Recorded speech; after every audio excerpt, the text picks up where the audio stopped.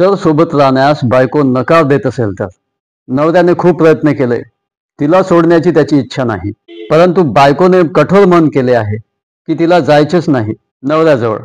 आता ती नाही राहू शकत नवऱ्यासोबत, कारण कोणतेही असू शकतं, कारण तिचे अफेअर असू शकते कोण्या व्यक्तीसोबत, कारण तिला चांगली नोकरी मिळाली असेल, आता तिला आणखी चांगला माणूस पाहिजे, तर कारण कोणतेही असू शकते. तुम्ही तिला चांगले वाटत नाही, तुम्ही चांगले दिसत नाही, एनी रिझन, कारण कोणतेही असू शकते. तिने आपलं मन बनवलंय तुमच्यासोबत, ती नाही राहू शकत, ती गेली आहे माहेरी, आता तिला डिवोर्स पाहिजे आहे तुमच्यापासून, परंतु तुम्ही नकार देत आहात. तर या कंडिशनमध्ये काय होईल? परंतु तुमची खूप इच्छा आहे की तिने तुमच्यासोबत राहावं, तर मग तुम्ही काय कराल? तुम्ही तर हर प्रकारे प्रयत्न केलेत, समाजातील लोकांकडून, नातेवाईकांकडून, मित्रमंडळींकडून, परंतु ती नाही येत. येथे फक्त कायद्याचा मार्गच तुमच्या पुढे उरलेला आहे, आणि तो मार्ग म्हणजे हिंदू मॅरेज ॲक्टच्या सेक्शन 9चा मार्ग. तुम्ही कोर्टापुढे प्रार्थना करू शकता, सेक्शन 9 मध्ये पिटिशन दाखल करून, की माझ्याकडे माझ्या बायकोला पाठवण्यात यावे, तिने नांदायला यावे, मी नांदवण्यास तिला तयार आहे.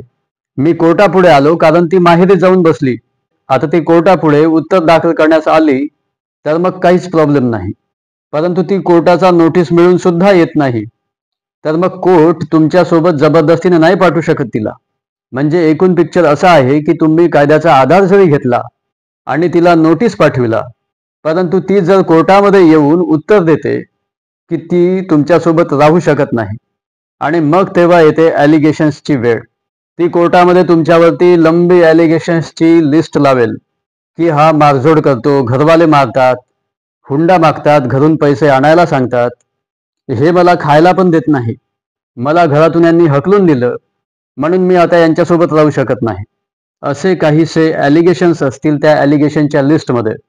तर आता येथे तुम्ही समजून घ्या की जर तुमच्या बायकोने, तिने हे मनच बनवून टाकले की आता ती कोणत्याही कंडिशनमध्ये तुमच्यासोबत नाही राहू शकत, तर मग आता तुम्ही कोणत्याही कायद्याने डावपेच खेळले तरी तिला जबरदस्तीने तर तुम्ही आणूच शकत नाही. कोर्टाने ऑर्डर केली तुमच्या फेवरने की तुम्ही सोबत राहा, किंवा या व्यतिरिक्त तुमच्या फेवरने दुसरी ऑर्डर केली असेल, तरी कोर्ट किंवा पोलीस तुमच्यासोबत तिला जबरदस्ती पाठवू शकत नाही. तर मग आता काय करावं? एकदम सिंपल आहे. जर तिला तुमच्यासोबत राहायचेच नाही आहे, तर तिला जबरदस्तीने तुमच्यासोबत ठेवण्यात काहीच उपयोग नाही. प्रेम ती करणार नाही, जबरदस्ती तिला बांधून ठेवणे नुकसानच होईल तुमचे यामध्ये. तर त्यामुळे तिला राजी खुशीने मुक्त करून द्या. यामध्ये फायदा असा आहे की जर तुमच्या बायकोने मन बनवलंय की तिला तुमच्यासोबत राहायचेच नाही, तर तिला डिवोर्स जर राजी खुशीने दिला तर तुम्ही वाचू शकता सेक्शन 85 BNSच्या केसमधून. जरी तिने खोटी केस केली तरी पण ती करू शकते अशी केस.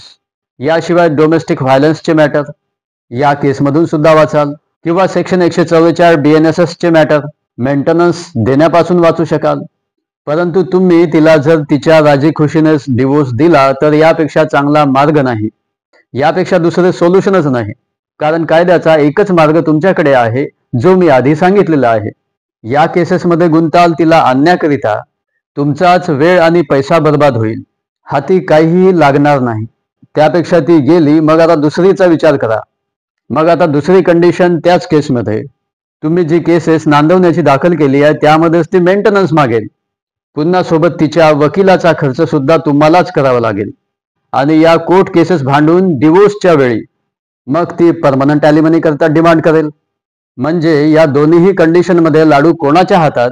तर तुमच्या बायकोच्या हातामध्ये. आणि प्रॉब्लेम कुणाचा? तर प्रॉब्लेम तुमचा. कॉमेंट करून सांगा आजचा व्हिडिओ तुम्हाला कसा वाटला. काही कन्फ्युजन असेल तर तुम्ही कॉमेंट बॉक्समध्ये विचारू शकता. आम्ही तुमच्या प्रश्नाचे उत्तर देताना तुमचं नाव अजिबात घेणार नाही, तर तुमच्या प्रश्नावरती सरळ सॉल्युशन आम्ही सांगू. तेव्हा जस्टिस फॉर ऑल मध्ये आज इतकंच. धन्यवाद.